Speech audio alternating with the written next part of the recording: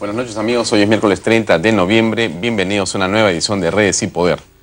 Bien, hoy día comenzó el CADE, han habido discursos importantes del presidente Pedro Pablo Kuczynski, de Fernando Zavala y de otros líderes empresariales. Como ustedes saben, esta edición de CADE tiene una particularidad, que es que varios ministros de Estado, entendemos que 9, están presentes, van a estar presentes, y el presidente de la República también ha señalado que estará bastante tiempo ahí junto con los empresarios. Mientras tanto, el país, por supuesto, sufre el embate de una serie de reclamos y de protestas en diferentes zonas de nuestra República. Hay un hecho que llama la atención y esto ocurrió hace unas horas, cuando una comitiva del gobierno en Andahuaylas ha sido retenida, llamémosle, contra la voluntad, por supuesto, de la comitiva. Eso podría calificarse como un secuestro. Y esta comitiva, en la que estaba el Contralor de la República, un ministro de Estado, el ministro de Agricultura y 3 congresistas, ha sido impedida de salir de una reunión que tenían con varios dirigentes. La información dice que tras 7 días de paro indefinido en la provincia de Andahuaylas, el gobierno envió una comitiva oficial conformada por el ministro de Agricultura, José Manuel Hernández, el Contralor General de la República, Alarcón, y 3 congresistas, los mismos que esta tarde fueron retenidos al interior de la Universidad Tecnológica Los Andes. Esto viene ocurriendo en esta zona del país, es un hecho realmente preocupante. Pero hoy día hemos querido hablar de otro tema que nos parece que es central y es fundamental, tiene que ver con la salud. Y esto viene a colación por una investigación, por un informe que ha realizado el Defensor del Pueblo. La Defensoría del Pueblo, a cargo del doctor Walter Gutiérrez, ha hecho una investigación que ha involucrado a 90 hospitales en todo el país para saber cuál es el estado en que se encuentra la salud en nuestra nación. Así que está con nosotros para hablar de este tema el Defensor del Pueblo, Walter Gutiérrez, aquí en Redes y Poder. Doctor Gutiérrez, buenas noches, gracias por acompañarnos. Buenas noches, gracias por la invitación. Como es un programa de actualidad, tengo que comenzar por preguntarle, de todas maneras, esto que viene ocurriendo en el caso de Huancavelica, esta retención no autorizada, no bajo la voluntad del Contralor, de un ministro y de congresistas. ¿Qué está ocurriendo en el país desde su perspectiva?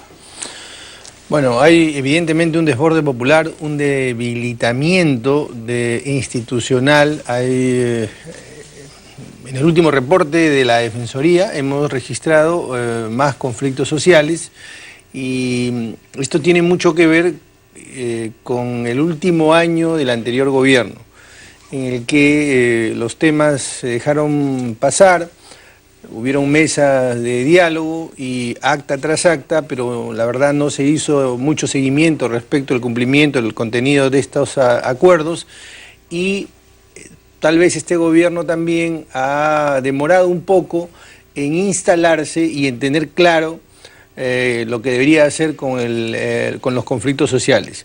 Nosotros creemos que la Oficina de Prevención de Conflictos Sociales de la Presidencia del Consejo de Ministros debería haberse fortalecido aún más, darle estatus de ministerio, de ministro al jefe de la oficina, porque mire usted, en este momento tenemos a un ministro, tenemos al Contralor, tenemos a congresistas, porque quienes encabezan este tipo de protestas quieren tener al frente una autoridad que tenga capacidad de resolución o un cierto nivel en el organismo del Estado para que sus demandas puedan ser debidamente acogidas. No tienen esa percepción con la Oficina de Conflictos Sociales por 2 razones. Primero, porque no se le ha dado ese nivel, y segundo, porque estos problemas han sido atendidos por los propios ministros y desde nuestro punto de vista han ingresado a un mecanismo, a una ruta peligrosa, porque los conflictos históricamente han tumbado ministros. Y eso, digamos, esa práctica, ese camino de negociar directamente, debilita el gobierno, independientemente de quién sea. Doctor Alarcón, darle un estatus de ministro o de ministerio a esta, digamos, dependencia de la PCM podría ocurrir, seguramente en opinión de muchas personas que ven este programa, si esa misma institución estuviera arrojando resultados positivos en las negociaciones. Pero lo que hemos visto en las últimas semanas es lo contrario. En realidad, lo que vemos es que los conflictos sociales terminan en una extorsión. En realidad, lo que está haciendo mucha gente que siente, digamos, expectativas no satisfechas u otro tema que puede estar sobre el tablero como intereses diversos, inclusive de agitadores profesionales, lo que hacen es tomar vías, cerrar vías y pedir a cambio tal o cual beneficio para esa población. Y en este caso ya hemos ido a un extremo, porque se está tomando de rehenes a autoridades. ¿Cómo se puede actuar y cómo el Estado de Derecho puede proteger a los ciudadanos y la autoridad de este tipo de desmanes? A ver, en primer lugar, nosotros nos estábamos refiriendo al inicio del gobierno. Ya tenemos casi 100 días. 120 ¿no? Más o menos. ¿No? Tenemos 4 meses, sí, prácticamente 120 días. Entonces, la idea era que muy pronto advirtieran que este era uno de los temas centrales en la gestión, en el gobierno, y por eso planteaba que esto debió hacerse al inicio. A eso hay que sumarle el hecho de que el anterior gobierno no le ha dejado margen a este gobierno por lo que acabo de señalar. Nosotros creemos, desde la Defensoría del Pueblo, que la protesta social, estamos absolutamente convencidos, y así está recogido en nuestro ordenamiento, es un derecho. Pero una cosa es la protesta social y otra cosa es la violación de derechos. Incluso en determinada jurisprudencia, en determinada legislación, otros países permiten la toma temporal de una pista. Pero mire lo que digo, temporal, en situaciones muy extremas, pero no el cierre permanente, porque el derecho a la protesta social definitivamente tiene límites y usted no puede transgredir apelando o alegando su derecho, no puede violentar otros derechos. Y eso es lo que está pasando. ¿Nuestro ordenamiento permite eso? Nuestro ordenamiento permite la protesta social. ¿La lo que toma no de carreteras? Permite, no, expresamente no. Pero lo que decía es que en situaciones extremas, en otros países, eso, digamos, está recogido, reconocido por alguna jurisprudencia, pero acá no. Sin embargo, se toman carreteras y no de manera temporal, sino por muchos días, afectando claramente otros derechos. En eso estamos completamente de acuerdo, pero eso se debe, en gran parte, como dije hace un momento, al debilitamiento institucional del Estado. ¿Por qué gana la calle la protesta? La protesta gana la calle porque no encuentra canales o mecanismos en el Estado que permitan satisfacer sus necesidades. Si nosotros tenemos, por ejemplo, un proyecto minero, el más importante del país, es el caso de las Bambas. El de las Bambas, sí, claro. Estamos hablando de 9.000 millones, casi 10.000 millones de inversión, pero que de una manera absolutamente discutible, el último día se cambia el estatus legal de la carretera, se cambia el estudio de impacto ambiental con cierta nocturnidad, evidentemente va a generar un problema en la población. ¿Usted señala que las Bambas ha actuado de manera ilegal? No he dicho eso, lo que he dicho es que no ha habido una compaginación de derechos. Yo se lo digo sin ambajes. Yo creo que es importante la inversión minera. No hay salida para el desarrollo del país sin inversión minera. Se lo digo sin ningún rodeo. Pero tenemos que compaginar la inversión minera, la actividad minera, con los derechos de las poblaciones, porque de lo contrario vamos a llegar a un punto muerto. A eso me estoy refiriendo. Están pidiendo en la zona de las Bambas 150 millones de dólares, 150 millones de dólares para abrir la carretera. Eso es lo que están pidiendo las poblaciones que circundan y están afectadas por el tránsito de los vehículos. Pero esa cifra es, no sé, irrisoria, sobre todo porque están movidas por extorsionadores profesionales, y eso lo conoce el gobierno, lo ha denunciado inclusive el propio Pedro Pablo Kuczynski y hasta Fernando Zavala. O sea, no es una novedad. Pero aún así no se logra llegar a un punto que permita que justamente los ciudadanos pensemos o creamos que el Estado de Derecho prima en realidad para todos, ¿no es cierto? Usted es el defensor del pueblo, de todo el pueblo, del pueblo que protesta y del pueblo que también quiere trabajar, que quiere invertir y que no logra hacerlo cuando hay poblaciones que toman las vías y cierran carreteras. ¿Qué opina al respecto? ¿Qué se puede hacer? Como le decía hace un momento, no es viable que el país se desarrolle si no logramos sacar adelante ciertos proyectos mineros. El Perú necesita un proyecto llamado Las Bambas, necesita 3 proyectos Las Bambas para poder salir de la pobreza, para poder atender ciertos servicios públicos, ciertos derechos fundamentales. Pero el esfuerzo, y ahí está el desafío del gobierno, es compaginar esos derechos con los derechos de las poblaciones. Y desde luego atajar o sacar de lado aquellos intermediarios, aquellos que medran con esta situación y o hacen política o se convierten en mercantilistas de la protesta social. Bien, vayamos al tema que nos interesa sobremanera, que es esta supervisión que han hecho ustedes de 90 servicios de emergencia de hospitales y 360, casi 400 farmacias en todo el país. Sí. Este es un trabajo que ustedes han hecho que es muy interesante, pero quisiera que nos cuente cuáles son, grosso modo, sus primeras conclusiones de esta revisión de cómo se encuentra el sistema de salud en el país. Primero, 2 o 3 cifras para explicar por qué nos preocupa la salud. Cuando hablamos de salud, hablamos de 100 millones de actos médicos al año.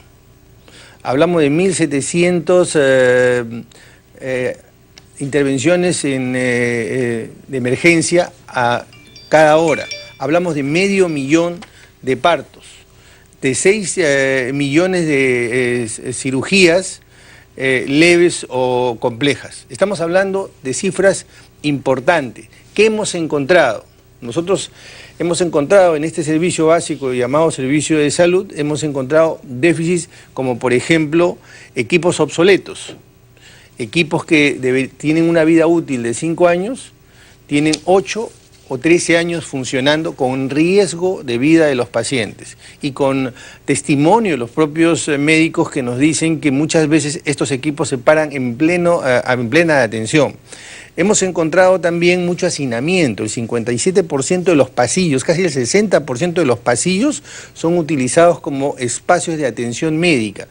Nuevamente, con riesgo de la salud de los pacientes, porque una persona va por una enfermedad menor o va por una afección que podría ser rápidamente asma, atendible. Claro, y sin embargo puede salir con lo que denominan una infección hospitalaria. ¿Por qué? O sea, por llegas medio herido y sales casi muerto. O muerto. O muerto, porque no existen las condiciones sanitarias adecuadas. No existen las condiciones y adicionalmente tenemos otro problema, que es el acceso a la medicina. Mira, el derecho a la salud se traduce o se materializa en derechos puntuales, como la salud oportuna, o sea, que te atiendan en el momento preciso, segura, acceso a la tecnología médica, es decir, que el aparato médico con el que te están dando el servicio sea un aparato eficiente, que no se pare a media prestación de servicio, y el acceso a la medicina. Hemos medido todos estos elementos y muy desafortunadamente en todos hay un déficit importante. No existen medicinas tampoco, y las que están en sitios como Huancavelica, según leemos acá, tienen precios que son varias veces más altos que los que se pagarían en Lima, inclusive, con lo cual se está condenando a una persona enferma a morir porque no puede comprar esas medicinas. Se dan 3 situaciones que de alguna manera están ligadas. La primera es que hay más del 30%, de cada 100 hospitales, más del 30% tiene déficit de medicinas. Esto hace que el ciudadano, el paciente, tenga que ir al mercado aledaño, el mercado de medicinas, y cuando va al mercado de medicinas, en un porcentaje superior al 70 y tantos %, es básicamente medicina de marca. Pero cuando puede acceder a la medicina, al genérico, este genérico cuesta 200 y hasta 300% más. Entonces, advierte que el que más se afecta es justamente el que menos posibilidades económicas tiene. Esta es otra de las cosas que hemos encontrado en esta supervisión, que como bien se señaló hace un momento, se ha hecho en 90 hospitales de todos los sistemas, porque el sistema de salud está compuesto por subsistemas, salud, sanidad, los propios hospitales regionales. Todos han sido supervisados, son en los 24 departamentos en el país. Ahora, esto que usted ha, digamos, descubierto con esta supervisión, le lleva a pensar qué, porque esto que está mal logrado, esto que no funciona, esto que es ineficiente, tiene algunos responsables. ¿Quiénes son los responsables de que estos hospitales estén en el estado en que se encuentran en la actualidad y que usted ha encontrado en esta supervisión? Uno de los problemas, no lo hemos dicho con ocasión de esta supervisión, sino a propósito prácticamente de toda la actuación del Estado, uno de los grandes problemas es la ineficiencia del Estado. El Estado no tiene parámetros de eficiencia y la ineficiencia a menudo viene aparejada con corrupción. Cuanto más ineficiente es el Estado, más posibilidades hay de que se introduzca la corrupción. Esto no solo sucede en el sector salud, también sucede en la justicia. Cuanto más demoran los casos, cuanto menos transparentes son, más posibilidades hay que se introduzca la corrupción también en el Servicio de Administración de Justicia. Aquí no pasa cosa diferente. Es ineficiente el Estado porque, fíjate, el Estado ni siquiera tiene data dura, data confiable para poder coberturar el servicio de salud. En San Juan del Lurigancho, 1.200.000 ciudadanos hay en San Juan del Lurigancho. Hay un hospital que solo tiene 112 camas y es un hospital de nivel 2 de complejidad y deberíamos tener ahí por lo menos 2 o 3 hospitales de nivel 3. ¿Por qué? Porque no se conoce ni siquiera la demanda, no se conoce la oferta, no se conoce el déficit. Una de las tareas de la Defensoría es crear información, generar información para que a partir de ahí se puedan establecer políticas públicas en el sector salud. Ese es uno de los propósitos de esta supervisión. Cuando escuchamos hace unas semanas o hace unos meses esos audios indignantes de un asesor presidencial que comentaba que tenía el negocio armado porque pasaba a los enfermos de los hospitales a las empresas privadas, a las clínicas privadas, se, digamos, patentizó un hecho que llama la atención, pero que quizá tiene que ver con su supervisión, y es el hecho de que se sospecha, por no decir se tiene casi probado, que existe una negligencia deliberada. Esas máquinas están malogradas deliberadamente para que los servicios se presten en clínicas privadas. ¿Algo de eso puede concluir usted? Sí, de hecho, de alguna manera se es ineficiente porque no se tienen las competencias o se es ineficiente adrede justamente para debilitar el Estado, para que el servicio sea débil y justamente pueda privatizarse. Yo no estoy en contra de la privatización, yo creo en la privatización, yo creo en la economía de mercado, pero también creo en un Estado fuerte, en un Estado que pueda supervisar, en un Estado que haga eficiente que el servicio de salud en manos de privados también esté suficientemente controlado. Lo que pasa, o lo que sucedió en el caso de este asesor, es justamente que la ineficiencia del Estado era, digamos, premeditada, con el propósito de trasladar esto al sector privado para poder medrar con esa situación. Bueno, esto nos llevaría a pensar, doctor Gutiérrez, que quizá su próxima supervisión debería ser justamente de las clínicas privadas, para ver qué porcentaje de sus ingresos vienen de esas máquinas malogradas del sector de salud del Estado. Nosotros vamos a supervisar los servicios públicos, estén en manos del Estado o estén en manos de los particulares, sean colegios públicos o colegios privados, sean clínicas o sean hospitales. Y si alguna empresa privada no nos los permite, iremos de la mano de Indecopi, iremos de la mano de su salud o iremos de la mano de la UGEL si se trata de colegios. La Defensoría va a supervisar porque expresamente el artículo 162 de la Constitución le asigna esa competencia, supervisar los servicios públicos, en manos de privados o en manos de públicos. Muy bien, doctor Gutiérrez, muy amable, gracias por acompañarnos. Amigos, vamos a una pausa comercial y regresamos con el congresista Edwin Donaire, de Alianza para el Progreso, que está ya en los estudios de Redes y Poder. Y al final del programa tendremos una entrevista muy importante, es una revelación que quiere hacer el regidor Wilder Ruiz, de la Municipalidad de Lima. Vamos a una pausa y regresamos enseguida con más en Redes y Poder. Permiso.